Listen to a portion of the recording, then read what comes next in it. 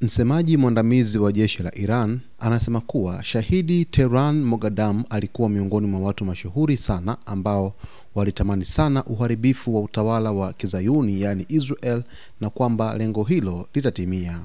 Akizungumza katika hafla ya kuwakumbuka mashahidi wa kikosi cha anga cha IRGC na maadhimisho ya kumbukumbu ya kifo cha shahid Hassan Tehran Moghadam, Brigadier Generali Abu Fazli Shekachi, msemaji mwandamizi wa jeshi la Iran, alisema kuwa shahidi Tehran Moghadam alikuwa mmoja wa watu mashuhuri sana ambao walitamani sana uharibifu wa utawala wa Kizayuni yani Israel, lengo ambalo kwa neema ya Mungu litatimia.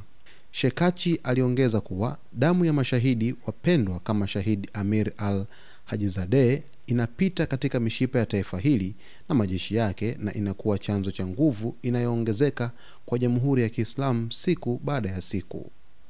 Msemaji huyo mwandamizi alisisitiza kuwa damu safi ya shahidi Tehran Moghadam na mashahidi wengine wakiwemo mashahidi Jenerali Mohamed Bagheri, Jenerali Rashidi, Jenerali Shamdani, Jenerali Salami na wanachama wengine mashujaa wa kikosi cha anga ndiyo chanzo cha heshima na uhai kwa mapinduzi ya Kiislamu.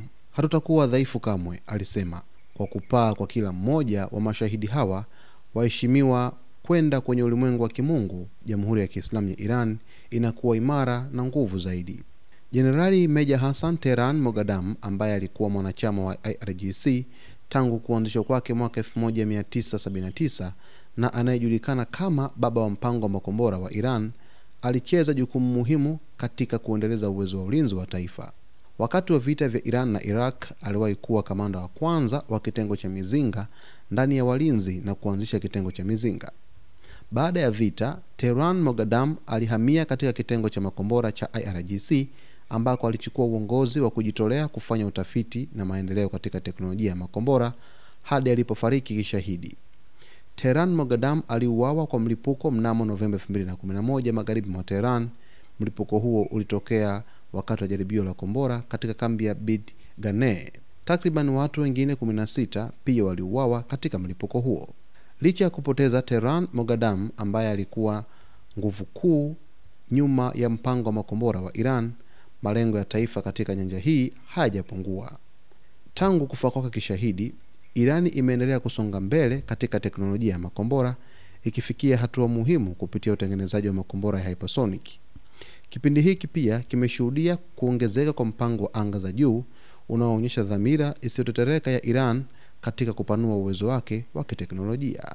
Moja kati ya ndoto kubwa sana ya huyu baba wa mpango wa makombora katika taifa la Iran ilikuwa ni kuipoteza Israel kwenye ramani ya dunia kabisa kutokana na uzalishaji wa makombora, yaani watumia makombora kuweza kuipoteza Israel. Sasa ndoto yake hiyo haikuweza kutimia baada ya kuweza kuuawa kwenye shambulizi mwaka 2011.